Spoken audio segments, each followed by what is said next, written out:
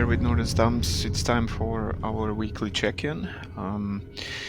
Today we'll be looking at crude oil, we'll be looking at uranium and copper. When it comes to crude oil, well, there's still bearish sentiments, and there's fears of global recession, and these are the main factors for the oil market, basically. It is possible that in the start of 2023 there will be a shift, but as it is today, I don't think that our short position is in any trouble. It simply isn't enough distractions in the markets today to start to look positively on the crude oil market. And if we have a look at our little calendar here as well, this is for the week, and let's scroll down. There we go. The crude oil inventories in the United States, and well, as you can see here, we had minus 3.3 million, and the forecast was minus 2 million. And the actual result is 8.8 million. Now that tells me that there is a lot of supply for oil, which means, well, the price will not go up. When it comes to uranium, well, it has been lifted in the recent weeks by positive news for nuclear power. Just here in Sweden, we had elections last Sunday, and the Social Democrats lost, and they were negative towards nuclear power, and the new government that will be installed is very positive towards nuclear power. And also, looking at Europe as a whole, against the backdrop of worsening energy crisis in Europe, it does look favorably for nuclear power, and thus it does look favorably for uranium as well.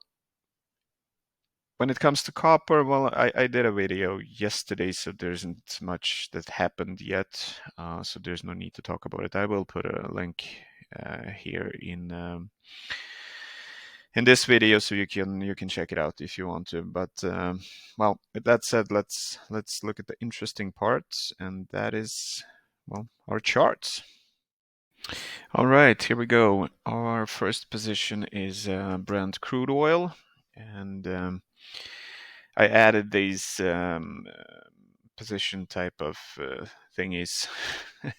It's easier for me to follow the trades and show you, because last time I just did lines, but today we'll be adding the risk and reward type of, well, whatever you want to call it. And we do have two positions in crude oil. These are short positions, and we have the first one was a while back ago, and so this is a long trade, and it is still alive. First time I went short on crude oil was 28th March, and it just continued going the correct way. And then I actually added to this position on 9th August because of, well, I saw what was happening with Ukraine, and my belief is that the West will not allow Russia to make money out of oil. That's the first part. And the second part, well, because of all the crises, the energy crisis, people simply will stop buying things. And if the economy slows down, well, the price for oil will drop. Both of the trades are in the green, as you can see. The first one is well in the green, and the second one is also there, but not quite as much. We still have a very nice downtrend. We are below the Ichimoku cloud. We are below the moving averages.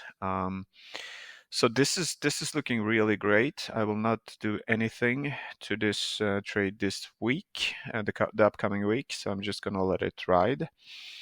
And as you can see, our target is somewhere between $80 and $60.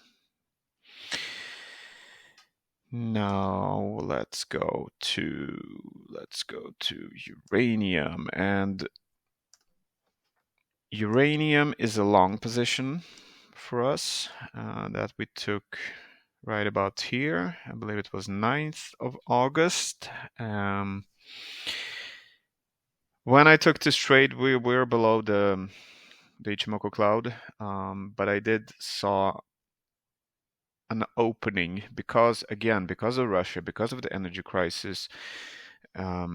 There are a lot of countries that have been politicians that are starting to look at nuclear power very favorably, and I do believe that this is a very long trade. Probably 1 year, 2 years, even more, even 3 years. So this one will be very interesting to follow. As you can see, we took our position in 9th of August, and then we continued upwards. Now we have a pullback, and this is completely normal. There is no need to panic. I'm just gonna zoom in there. We're still well above the Ichimoku cloud. The Ichimoku cloud is basically support for this trade. We are above the moving averages, and it is normal that prices go up and down. So that we have a pullback, well, that's just fine. Let's even measure it to see if it's a good pullback. We do have a gap here, and there's a lot of people that say, well, gaps are there to be filled. I don't know, not always. I don't believe that you have to fill a gap. Probably, yes, of course, if you zoom out for like 20 years, then sooner or later it will get filled, but that's not a law of nature that you have to fill it. But let's have a look at this retracement. And there we go. Oh, sorry. Just gonna click. There we go. So this is a very healthy retracement. Everything within these 3 lines, that's normal. That's a normal pullback. We don't want it past the lowest line, and then below the Ichimoku cloud, then we have a problem. Then we're gonna have to look a little bit closer. But as it is right now, well, it can fall even more, and that's not going to be a problem. Almost down to this gap. Perhaps we'll get a tail that goes all the way down just to trigger some stop losses, and then going to move up. Well, we'll see. It's going to be interesting to follow.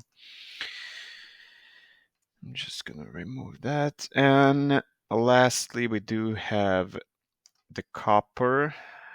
This is a trade I took Monday, I believe.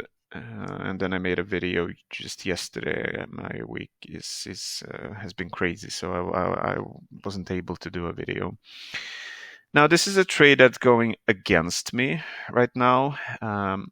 I am not panicking yet because, as I told you guys in the other video, when it comes to copper, the daily chart and not even the weekly chart is actually it's not the one that we should be looking at. It's actually the monthly chart. And if we look at the monthly chart, well, we have a sudden drop in prices, and then we have a slowdown. And as you can see, the slowdown is right up there at the cloud, which means it's perfect. And if we zoom out a little bit more, let's just do this. Let's measure this pullback. Let's see if that is any problem for us as of now. And no, that is not a problem. That is a very healthy and normal pullback. Smack in the middle. You do see this little tail. This is a 1 month candle, and you can see that it shot all the way back to the lowest line and then back up again. So this is holding. This is the cloud is holding. The moving averages are holding. Everything is looking good. This is perfect for us to take a long position in copper. And again, this is also a long trade. This is not a 1 week, 2 week type of thing. We'll be in this probably a year, maybe more. But we'll see. We'll check in on it every week and just to see what's happening. All right, guys, and that's pretty much it for these three positions this week. We have two that are going great, one that is moving in the right position. It is slowing down. We're slightly in the red, but that's not a problem for us. Everything else looks very good. With that said, thank you for tuning in, and I'll hear you again, hopefully from you next week. Bye.